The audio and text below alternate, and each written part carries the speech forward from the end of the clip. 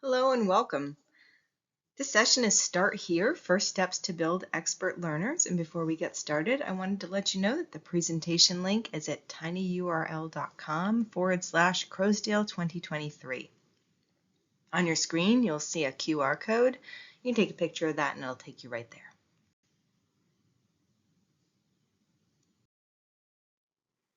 Well, hello, I'm Susanne Croasdaile.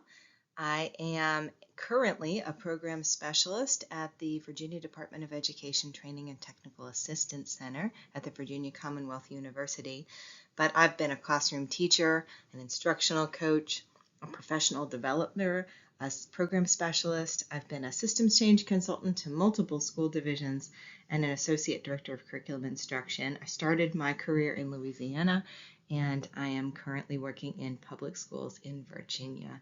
My passion is lifting up the voices of school-based reflective practitioners, teachers, administrators, coaches to the larger education community because I have a strongly held belief that the knowledge is in the room and that we know what we're doing in our public schools, and you'll see that today. If you look at the left-hand side, you'll see a QR code and a tinyurl.com/contact Croasdaile. Reach out to me anytime, goes directly to my email, and I will get back to you.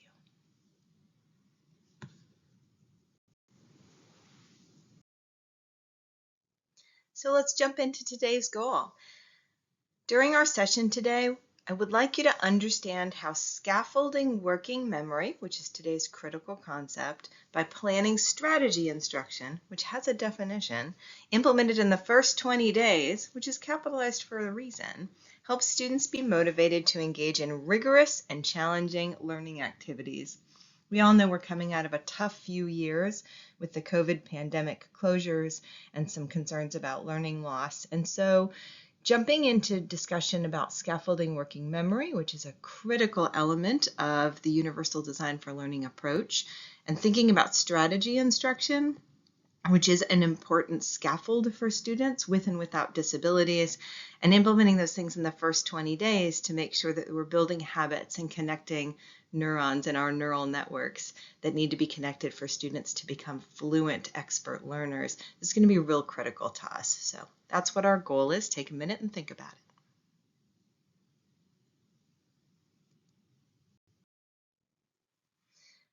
So no worries if all of this seems like a lot and you're just going to sit back and listen. It's all in the new book, Building Executive Function and Motivation in the Middle Grades, a Universal Design for Learning approach. I had told you a minute ago that I feel like the answer is in the room and that our public educators know a lot about what to do. So what you'll see in this book is the story of a middle school in Central Virginia and their colleagues in the region and how they put together an instructional model based on building executive function to make expert learners. And so if you're interested in all of this and the applications of it, please pick up the book and take a look at their story. There's 4 amazing educators explaining what they do and how to do it and how to replicate it. And I was privileged enough to participate in their story.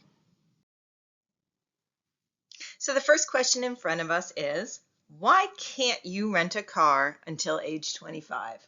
You can drive at 16. So why can't you rent a car without an additional fee at age 25? So the question really comes down to, what do rental car companies know that the rest of us don't think about? So the true story is you can actually rent a car at age 21, but there is a special fee that's added on top of your rental fee. And that fee is to do a thing. So I want you to think for just a minute. Why can't you rent a car from ages 16 to 21? And why from ages 21 to 25 is there an additional fee?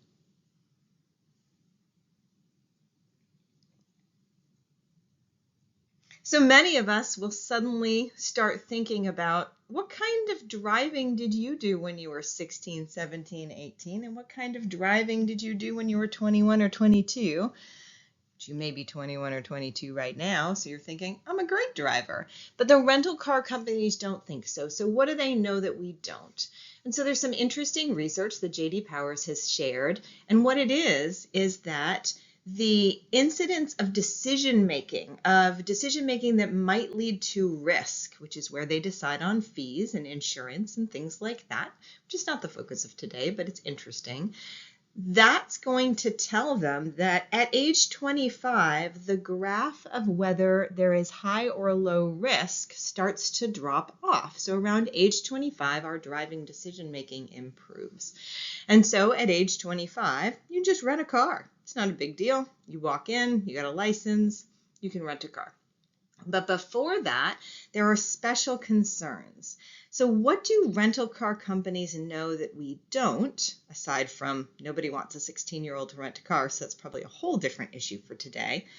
And what it comes down to is the whole set of executive function skills for all of us. And so one of the things that we're going to have to think about today, you got to buy the premise to buy the bit, is that at age 25, most of us have solidified our executive function skills, but at age 16, we have not.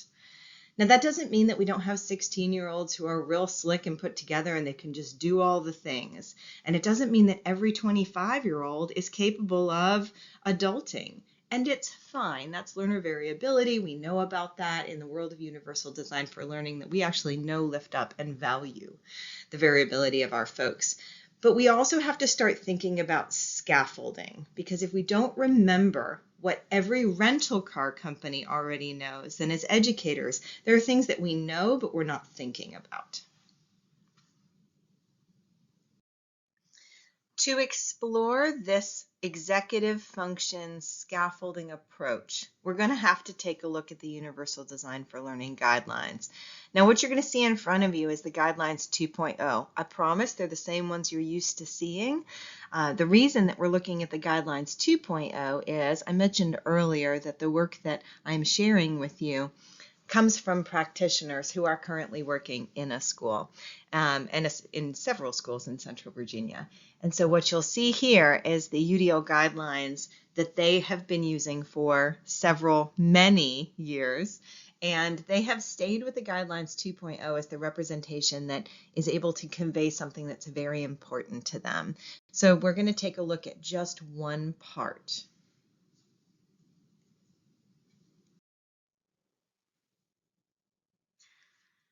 In the UDL Guidelines 2.0, in the lower right-hand corner, we have three specific guidelines that this school has been focusing on. So first, I'm going to direct your attention to Guideline 6, which is provide options for executive function. If you have any experience with UDL, you know this was coming when we started talking about executive function skills and the rental car concern. So one of the things that we know about our middle grades learners are early adolescence and our middle adolescence. So we're really talking about grades 5 through 9 here, but again, anyone up until age 25 has some executive function concerns. We're talking about how to build expert learners who are strategic and goal-directed. We have to scaffold and provide options for executive function. So by scaffolding, what I mean is we have to make sure that we're not just expecting students to be able to do a thing. The rental car companies do not think that folks can do something between 16 and 20. They actually do not trust that they're going to do something right between 21 and 24. And so it's not until 25 that they feel like the risk has been reduced based on the data that they have, and that we can reliably expect folks to have good decision making. So let's take a look at Guideline 6. That would be appropriate goal setting, planning, and strategy development. Facilitate managing information and resources. So that means taking in everything that's around you and then using the things that you have at your disposal. And then determining your own progress would be 6.4. So we know from the rental car example that we've got really good research that says, we've got really good data that says that rental car companies know that human beings are not reliable to make good decisions about a vehicle and getting where they're going, making good decisions about getting there, and having everything arrive safely until they're 25. But between 21 and 24, they'll take a risk with an additional fee. that is an eye-opener for us. And it was for the school that is in the book as well. And so I'm sharing their research with you. What they found was in the lower right-hand corner of the UDL Guidelines 2.0, we had something called the cautious corner. So one of them is definitely Guideline 6, but I also want you to jump up to Guideline 8 in the bottom right-hand corner. So that's sustaining effort and persistence. So in that same age band between 5th and 9th grade, the ability of folks to see the goals and objectives and that they are important right now, they're the things that are going to get me where I'm going, being able to work with others and being able to take in information and do something with it to reach mastery. Like that was a tough area for our early adolescents and middle adolescents. And then when we take a look at Guideline 9, provide options for self-regulation, most middle schoolers can't do that. They're learning how, they're on the path. It's one of the reasons we have middle schools. And then in high school, same thing. We're still building that. But many adults we know have difficulty figuring out whether or not they can get started in the morning. And do I even want to do this? Figuring out their own coping skills and strategies. Many adults struggle with self-assessment and reflection, so we know that that's a lifelong skill. So when we think about the lifespan, 6, 8, and 9, we have to be cautious. The cautious corner. We have to be cautious in saying, well, kids already know how to do this. Students already know how to do this. Once I've told them once, they should be fine. So when we're looking at strategic and goal-directed learners, when we're looking at purposeful, motivated learners, from the lifespan perspective, what the UDL guidelines help us say is the cautious corner, when you look at the UDL guidelines 2.0, the cautious corner is warning us of these are things that are in progress, that they're things that are developing. The rental car companies would tell us that there's no reason you should expect anyone to master these until age 25.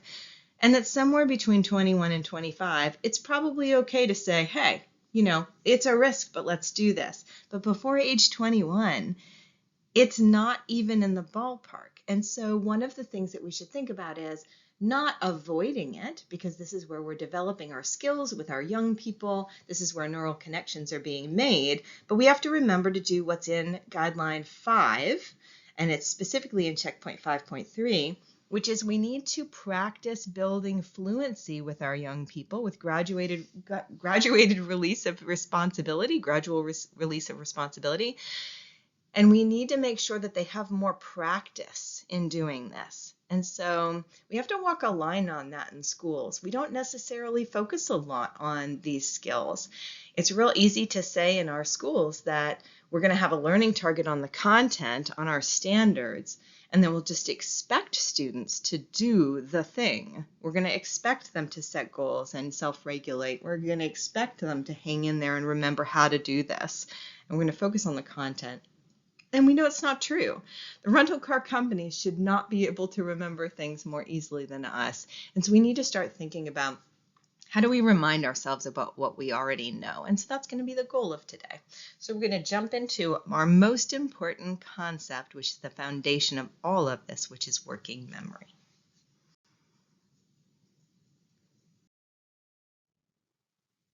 So I told you earlier that you have to buy the premise to buy the bit. So here's the premise.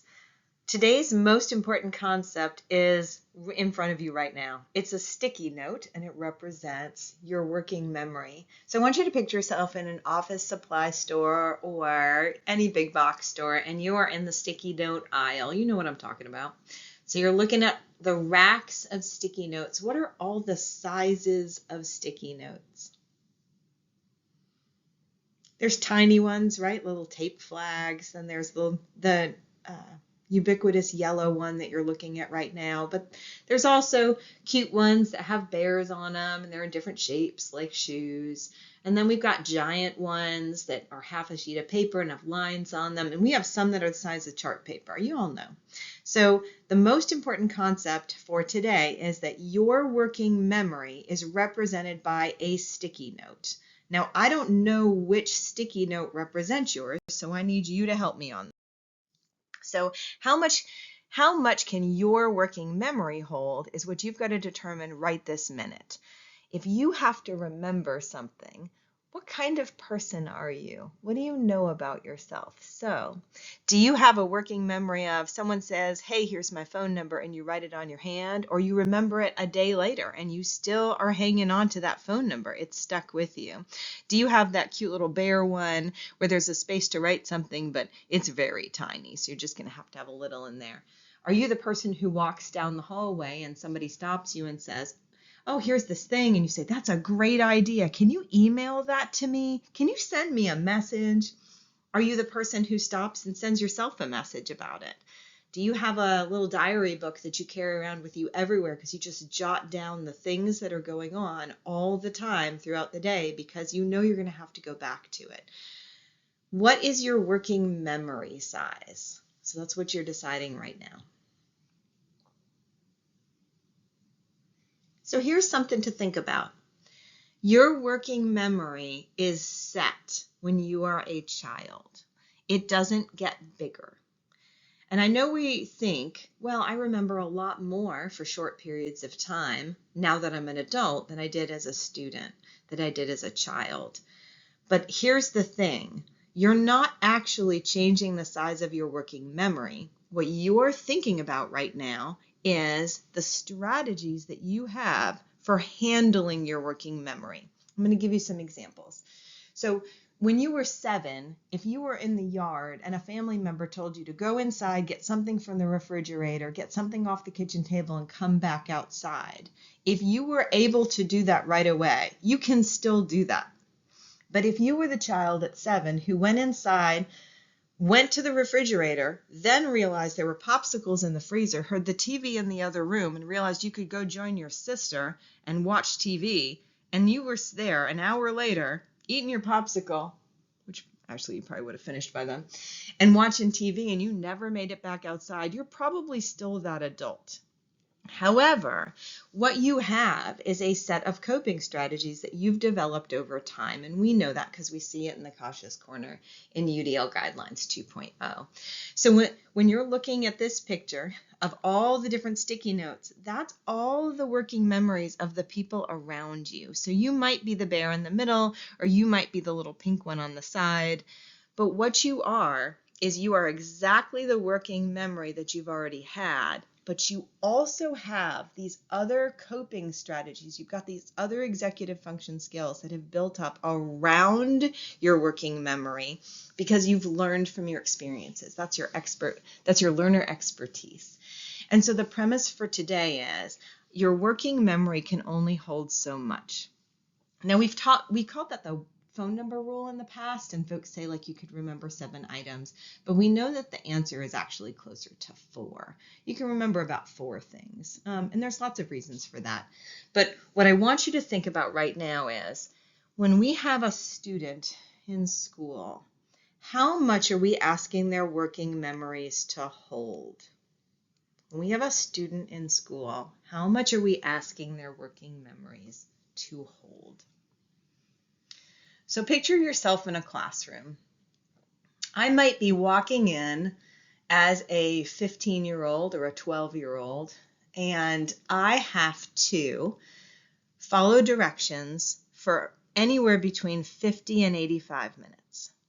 So what we want to think about is how much of that has to be held in working memory and how much of that is scaffolded by the environment. So if you are the person who, when you're walking in the hall and someone talks to you, you say, hey, can you send me that message? Or you write one to yourself, or you write it on your hand, or you have a clipboard you're walking around with, or a diary, or just an index card. I don't know how you live your life, but you do.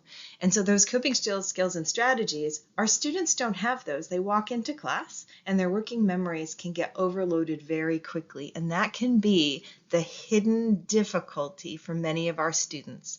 So I told you have to buy the premise to buy the bit. So as we work through today, I want you to think about working memory as the thing that has to be scaffolded more than anything else. We spend a lot of time thinking about accessibility. We think a lot about of time thinking about access, but we don't think enough about whether or not the cognitive load of the experiences our middle level students are having is too much. One of my favorite ways to think about challenging content is to always ask the reverse of the question that we care about. So we care about why scaffolding working memory increases student motivation, and the easiest way for us to approach this question is to ask the reverse. So why does not scaffolding my working memory decrease my motivation? I want you to think about a 13-year-old student walking into an 8th grade classroom.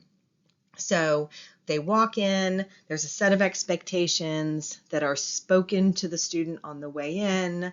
They are looking around the room, and there's a variety of things going on, which could be a sign of a healthy classroom. And at minimum, there are 3 steps that they're being asked to do. Okay? So if there are no directions on the board, if there's no routine or procedure in place, if things change up all the time because things are novel and interesting and fun, and this teacher is super engaging and finds things on Teachers Pay Teachers and always has a new activity each day, how might the lack of scaffolds for what's going on in their working memory decrease their motivation to engage? And what many of us will land on is the amount of cognitive effort that needs to go into being successful in this room right now is more than the average 13-year-old particularly wants to give, which is exactly what a rental car company would tell you. They would tell you that at age 13, at age 16, so 1, they can't drive, but 2, the risk involved in expecting that a person is going to put forth that much effort to do all the right things, to identify what do I need to do? How do I get where I'm going? What are the right things to do right now? It's very low. At 25, it's more certain. At 21, a little bit better. You could take that risk with an extra fee, but no one expects a 16-year-old to do that.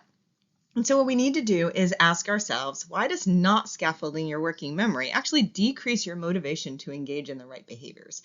And so we have to keep asking ourselves that throughout today. So we're just going to jump right into an example because we don't all teach the same thing. We don't all run the same schools. We don't all have the same job. And so I'm going to drag you into my world. And this is middle level and 9th grade education. So I'm going to go through an example of how a middle level student might engage in their class in the first 20 days of school. And then that's going to help us talk about how scaffolding working memory is going to increase student motivation. And when we talk about student motivation, I need to clarify a term. When I say student motivation, I don't mean that there is a student in front of you who is all excited about learning. There are times in our lives where I'm just not going to be excited about cleaning the bathroom, and it is okay. Motivation looks like, hey, I guess I need to go do this right now. And then I stand up from the couch and I go get started. We have to be okay with motivation and enthusiasm are 2 different things. Okay, so when we talk about a motivated student, we're not talking about somebody who's super excited to put on rubber gloves and clean a toilet, because that's not how any of us really are, though you do you. But it is okay to say that hey, do we have to do this right now? Okay, I guess I'll get started, is a good enough response from an adolescent student to say that they're motivated to get started. And part of that is just the practical side of, I think it's real hard for us to see the word motivated and not have a lot of connotation that goes with it. All right, so here we are. How does scaffolding working memory increase student motivation? What you'll see on your screen is the mnemonic thieves, and you can click on this and access it in your materials. So thieves is a strategy for skimming and annotating nonfiction. We often say it's a before reading strategy, and then for my middle and high school students, I often say you should only do it for about 3 minutes, but that's just a guideline, not a requirement. And so what we're doing when we put this in front of students is we're saying, hey, here's a strategy. So to connect it to what we've been talking about, if you see a person in the hall and they say a thing to you and your working memory is overloaded, you have written it in your diary, asked them to send you a message, sent yourself a message on your phone, written it on your hand, or done something else. Some of you just repeat it to yourself. You have attached your own personal strategy to make sure that that goes into your longer term memory. You make neural connections, that you are doing something with it, and so that it eases the burden on your working memory. It eases the cognitive load. That's what this is. So we're going to do this one together so that you can see that student motivation, the desire to engage, lift up my hands and engage in a task in a classroom, will be increased if you scaffold my working memory, if you stop the load on my working memory where I have to remember multiple things. So when we look at thieves, we actually make students memorize THIEVES. T on the left-hand side, title. This is nonfiction, remember, so nonfiction follows certain rules. There's often a title. There are many times headings that are put into a piece of nonfiction so that the reader can follow the logic of the writer. Introduction tends to be towards the beginning, but that's tricky. That's an experiential thing for students to learn because they've got to know the difference between a hook and an introduction. Every first sentence in a paragraph is often the topic sentence and tells you something about the main idea, though not always, again, experience. Visuals and vocabulary often give us clues as to what's going on in the text. The ending or conclusion tells us often a summary. And then the so what is asking students to reflect quickly and say, like, why is this important? Why would we care? And so thieves is a super important strategy for adolescents. It's common to have this one as a college prep or a college skill for students. And it lightens the load on working memory. It scaffolds working memory for students to memorize thieves, because what it does is it gives them that coping strategy of, hey, there's this nonfiction text in front of me. I know what to do to lighten the load for engaging in it, and then I'll be able to actually comprehend and connect and do all of the things I need to do in my rigorous curriculum. Not a sentence they're thinking in their head, but that's what you want from them, and that's what's in your head. So let's take a look. So here's an example text to skim. If you looked on the left-hand side, you can click and open it in a new window if you'd like to. So this is from Pop Science, how to stream movies and shows without destroying your sleep. So let's go ahead and use thieves. So a student who's memorized thieves would, instead of looking at this and groaning, which they may still do, and saying, I don't know what to do here, would immediately start annotating and marking up their text. So a T would go next to the title, and they would ask themselves, what do I know about this? How to stream movies and shows. I know what streaming means without destroying your sleep. Yeah, I don't sleep either. Have your screen time and sleep well too. I don't know what that is. Maybe it's the title. Gives us a chance to talk about subtitles later and additional information. Then they would jump to the headings. We can see some headings there. Take breaks between episodes and set an episode limit. We'll see more as we go through the text. And so they would mark those as headings and ask themselves, well, what's the purpose of the heading? Take breaks between episodes, set an episode limit. Oh, you're telling me what to do. Oh, okay. Well, this is a how-to. It's a technical article. So already the student is doing what we would normally hold their hand in doing, because if we had given them the verbal directions that just said, hey, annotate this, hey, I need you to do a deep dive into this text, and then we'll all pull together in 10 minutes, they don't have a strategy for doing it. You're asking them to do too much for the age level. And so then they would look at the introduction. If we take a look at the first paragraph, we'll see that the first paragraph is not the introduction. It's actually a hook. The second and third paragraphs combined would be the introduction. And so the student would have to take a minute and look at that. And that is something that, we could give feedback on as we go. And then they would say, hey, I know sometimes that first paragraph is a hook, so let me check a few of them before my first header. Again, these are things that we develop over time. It eases the load on working memory because they have some tips and tricks, right? Just like your tips and tricks for easing your working memory, we're writing things down. Their tips and tricks is to go back to the steps of thieves. So then they might think, I don't know where I am. They say, I've already done my title. I've already done my headings. I is introduction. E, every first sentence in a paragraph. They might say to themselves, okay, I'm going to underline those and read them. We're just going to jump ahead to visuals and vocabulary. We don't have any highlighted vocabulary in here. Sometimes we do. We do have autoplay loop in quotes, so that's a reserved term. For connection, they might mark that, and we don't have any visuals in this one that we often do in science and social studies. So then we're going to jump to our E ending, which we'll do on the next slide, and then we'll do a so what. So we can see the rest of the headings right here. Avoid using your phone in bed, control the light. They'd mark those as headings and say, this reinforces or this proves that they're telling me what to do. That gives them a chance to say, this is a technical article, it's a how-to, it's already in the title, it says how-to, and now they can explain this is the genre. Then we're going to go to the so what. We're going to go on to the next slide and see what that says. You'll see there's some more how-to there. There is not actually an ending. There's not a conclusion to this article aside from the recommendation that we sleep a few hours a night and then a chatty ending of you don't need to give up your binge watching, but these tips should let you get a handle on your viewing habits and make you feel a lot better. So they'll mark that as the ending or conclusion, and then they'll say to themselves, all right, the so what of this article is when you binge watch, you aren't getting enough sleep, so here are some ways to control things, right? So what we've done in this use of thieves as a scaffold for our working memory is we've given children a scaffold so that when they engage in a text, they don't have to remember 7 things: T, title; H, headings; I, introduction; E, every first sentence of a paragraph; V, visuals and vocabulary; E, ending; and S, so what. We've chunked the entire strategy into one thing. They have to remember one thing, which is, hey, this looks like nonfiction, or I've been cued to know that it's nonfiction.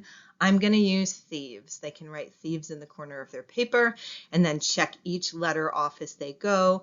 And so we've taken 7 things, or an unknown field of, I guess I need to be doing a thing, but I don't know what it is and I don't know how to get started. And we've changed that step, that nebulous task, or that 7-step process, into one, which is, I need you to fluently start thieves. Okay? And so when we do that, we're reducing the cognitive load. We're reducing the load on working memory so that students can spend their time trying to figure out what the words mean, decoding, making sense of the sentence construction and what the subordinating and coordinating conjunctions are telling them for things like cause and effect or compare and contrast. If we don't have a strategy for students to engage in the reading, what we're doing is we are wearing out their working memory. We are exhausting the basic access of the text by just saying, what should I be doing right now?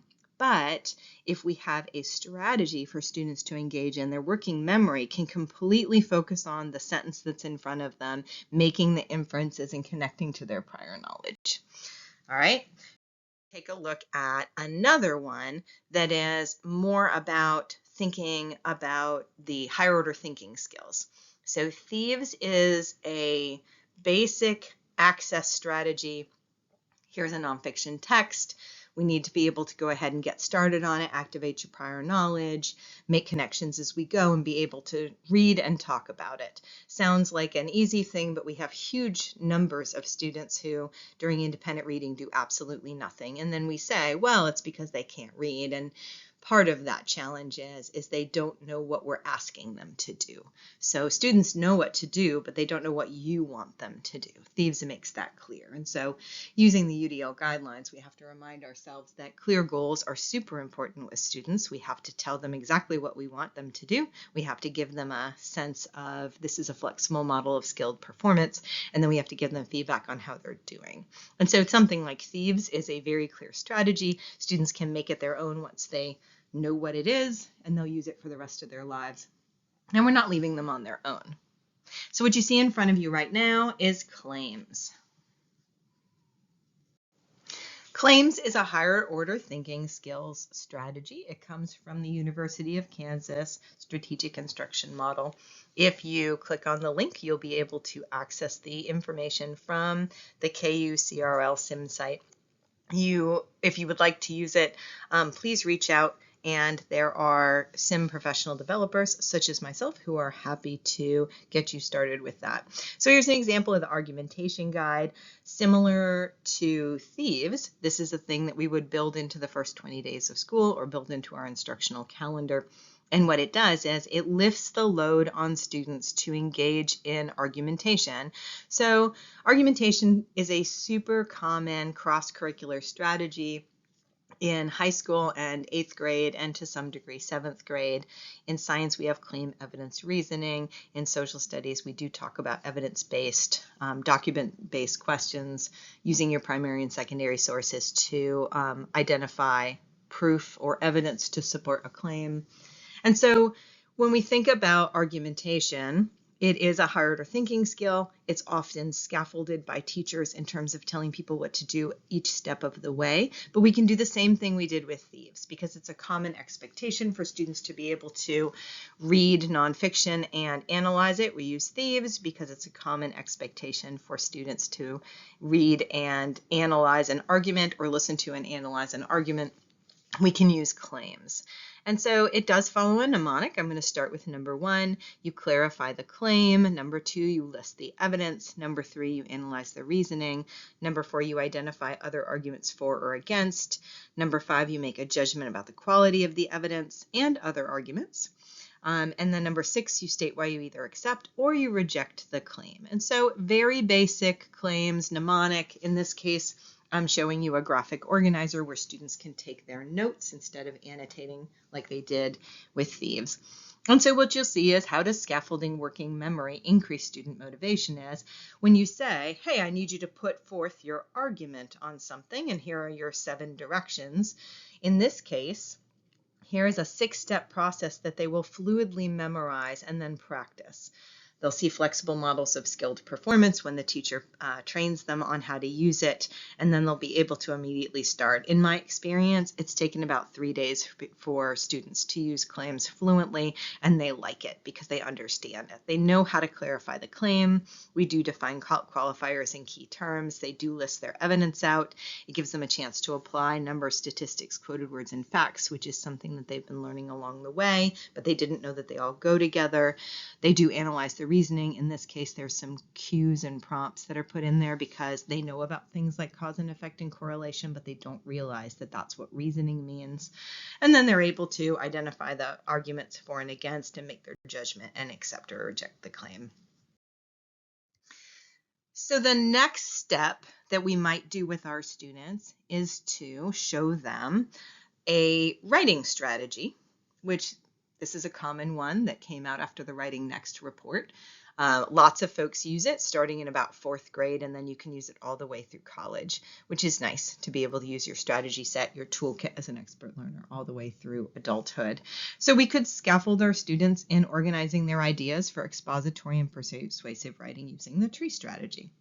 If you click on it, you can go ahead and open it. I'm going to walk through it real fast. So T is for thesis statement, when you tell what you believe. R is for reasons, that's your evidence. You've got to have 3 or more pieces to make sure that you're supporting your thesis. Ending, you just wrap it up right and examine how you have all of your parts. And so that's what expert learners do when they write. And so instead of hiding the ball and not telling students, we actually do tell them. This one ties nicely to Thieves, as you'll see the teachers who've used this in the past connect it to Thieves. Take a look at thesis statement, look at the 3rd bullet. So make sure a reader that's using Thieves could find your thesis statement. And so that's the reading-writing connection. So students see that pre-writing is a thing that authors do to make sure that readers can use their strategies to read it. And you'll see that that continues through all the parts. So to make a connection for students, you would teach them how to use the claims argumentation guide and their tree strategy in order to make a tree pre-write. And so they could use section 1 to develop a thesis statement about the claim. They could use section 2 to explain the evidence. They could use section 3 to explain their reasoning, section 4 to explain their other arguments, and then section 5 to evaluate the quality of evidence, reasoning, and the other arguments. So that's all of their evidence in there. And E, ending, wrap it up right. They would use section 6 to conclude their essay and state whether they accept or reject the claim. So at this point, we've talked about 3 strategies that are student-owned strategies, not teaching strategies, though you would teach them. And what would happen is students would be able to use thieves, claims, and tree to access nonfiction text, identify arguments if there was persuasion argumentation going on, and then use a tree pre-writing strategy to produce reasoned writing and do an analysis. And all of those things could be scaffolded along the way so that the student would have visual scaffolds, they would have step-by-step directions, and it would be chunked. So what's happening in this classroom is the working memory of students is intermittently drawn upon. So when you first see thieves, your working memory is heavy. You've got to memorize these things. You've got to put them in long-term memory. We're going to do some fluency practice. We'll do a little bit of quizzing. Then we're going to take a look at claims. Same thing. We're going to practice those things. We're going to get those neural connections in place so that when you think argumentation, you think claims. And then same thing with tree. It could be a strategy you've been using since 4th grade, but over time, it's going to be your natural pre-writing strategy for expository and persuasive text. So thieves, claims, and tree becomes 1, 2, 3 strategies that you're using. So 3 pieces of information that you're accessing instead of dozens of pieces, verbal directions, step-by-step help that you're going to need from a Velcro person in a classroom, or an overwhelming sense of, I don't know what to do. Can you come help me? I can't even get started. So all of this comes together through intentional planning. So Universal Design for Learning is in fact a planning and teaching approach. It's the lens through which we see the world. And so I want you to think about the first 20 days of class. Now, some of us teach every day and some of us teach on alternating days, A-B, alternating block. And what we want to think about here is in the first 20 days, whether you see them every day or whether this is every other day and you've got to think differently on your calendar, you want to get across the strategies that the student is going to use. We always say that it takes 21 times to form a habit, and that's a rule of thumb. We know that that varies, but if you just start with that, the first 20 days that a student is in your classroom or in the classrooms in your school, they are building their identity. They're building their role. This is becoming my method for engaging in this classroom, in this school, in this environment.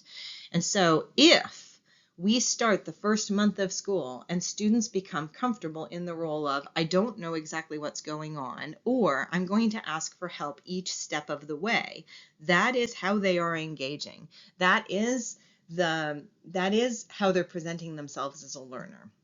So if we're not scaffolding working memory and asking students to use the strategies that we're giving them in order to be independent and motivated learners, so that just means getting started, task initiation and persistence, then we have not set them up for success.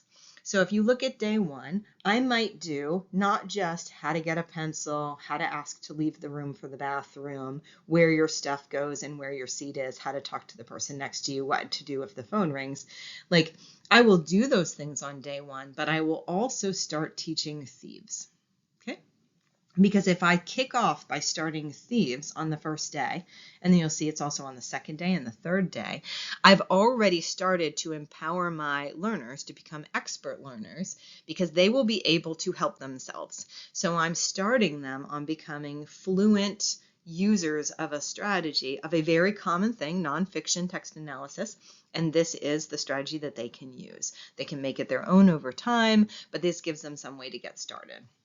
On the third day, I have some binder table of contents instruction going on here. You'll see that continues the 4th and the 5th and the 6th day because students need to be organized if we're going to keep going back to a nonfiction text or a set of texts so that we can do our argumentation and compare and contrast arguments. They have to be able to find their materials.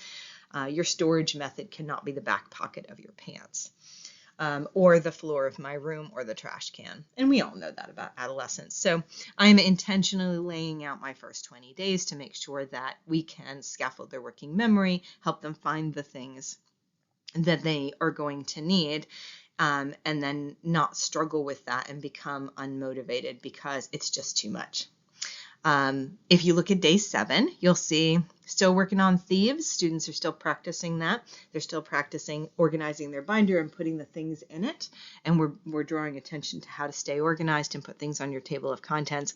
And now we're starting an interaction strategy. So think, pair, and write. We can't assume students know how to think and then pair and then write things down.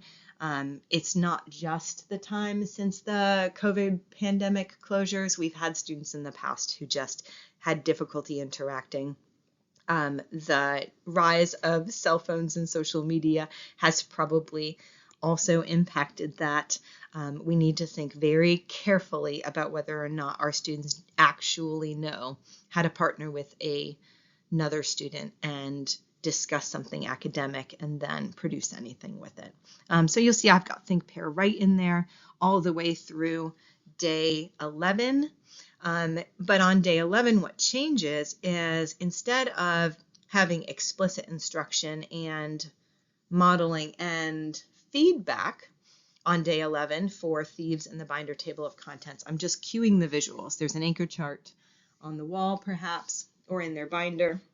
There's the mnemonic, and I'm cueing them to use it.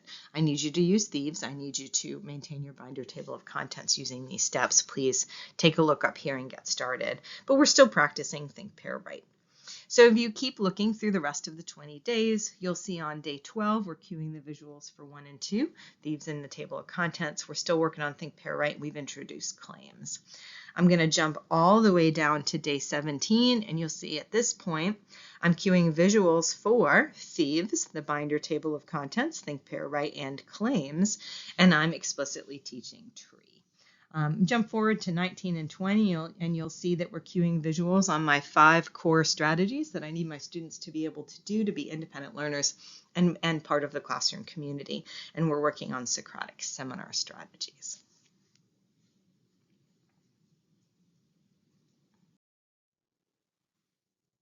So the first 20 days is a way just to pull all of your pieces together. Universal Design for Learning is a lens for seeing teaching and learning. And what we always want to do is make sure that we're doing intentional planning, identifying the barriers in the environment, and then addressing them. So the barrier that we've identified is that we need to scaffold working memory to increase student motivation. And if we don't scaffold that working memory, it's going to prevent students from being successful. And it's a thing that we already knew because, hey, rental car companies know that. They know that there's some risk to expecting that students can do all the executive function skills before 25. So we want to make sure that we're intentionally planning those supports. So this is a general calendar of what you would do, taking out the specific routines that I showed you. And we're going to look at the pieces, the premises that we talked about at the beginning of the presentation, just to make sure we can solidify our own learning.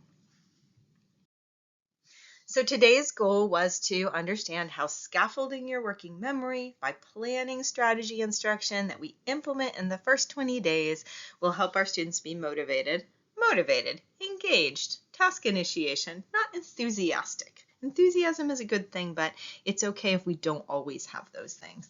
To engage in rigorous and challenging learning activities. Let's get our students up to high standards. Nobody rises to low expectations. So we had to ask ourselves, how much can our students' working memories hold? And we thought about what our own working memory could hold, and then reflected on how we've got some strategies that we've developed over time to make sure that as expert learners, we can keep the things that we need to know available to us without overtaxing our working memory, having cognitive load issues that prevent us from getting through our day. And so we know that we've got some scaffolding strategies that we use for ourselves, but we need to put those in the classroom. If we scaffold working memory, it's going to increase student motivation because they have a doorway. So the most important concept here is the sticky note. The sticky note represented working memory, and the reason working memory mattered for us is the cautious corner warns us to slow down when we look at the UDL Guidelines 2.0, which are on the screen in front of you. Guideline 6, Executive Function, and Guideline 8, Sustaining Effort and Persistence, warn us that those are some skills that develop a little bit later in the lifespan. So it's not that we don't want to work on them. We do want to build those neural connections, but we want to use checkpoint 5.3 of providing graduated levels of support, gradual release of responsibility, intentional planning to make sure that the students are developing them in a developmentally appropriate way. And then we'll have our strategic goal-directed learners, our purposeful motivated learners, maybe not until 25, but we will be developing them through the middle grades. So the key here is to remember age 25 is what the rental car industry is doing. And it's not that there aren't millions of young people who want to rent cars. They're leaving money on the table. And why are they leaving money on the table? Because they know that the risk involved when they're asking young people to pull all of the pieces together to scaffold their own working memory, to use their own executive function skills, the risk is too great before age 21, and it doesn't actually level off until 25. So we want to make sure we're scaffolding as well. It's all here in the book that's on your screen, Building Executive Function and Motivation in the Middle Grades, a Universal Design for Learning Approach. You are welcome to read it. We would love you to. It is a combined effort of 5 of us who are educators, 4 middle-level educators who share all of their expertise related to this and get the conversation started. There's also professional development questions in there, so you can use it as a team and you can use it as a practitioner alone. Great for building level principals or any coach. But it'll talk about many of the things that we talked about today. So thank you for investing your time today. So what do you do now?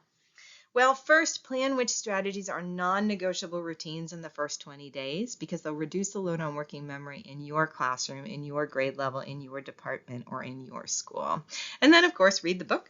We're proud of it. We think we did a good job on it. It does share the real-life experiences of some excellent educators. Feel free to reach out to me. QR code is right there. The link in the bottom left-hand corner, tinyurl.com/contact Croasdaile, goes directly to my email and I'll get back to you. So contact me and I'll work through your next steps as a teacher, leader, or coach. We are all in this together. The more we do together, the better we all are. Or you can contact me and one of the educators from the book or any of the connected schools around here would be happy to talk to or coach your PLC or school. We're a good educational community, and we're looking forward to spreading the word of UDL everywhere. Thank you so much for spending time with me today. Good luck.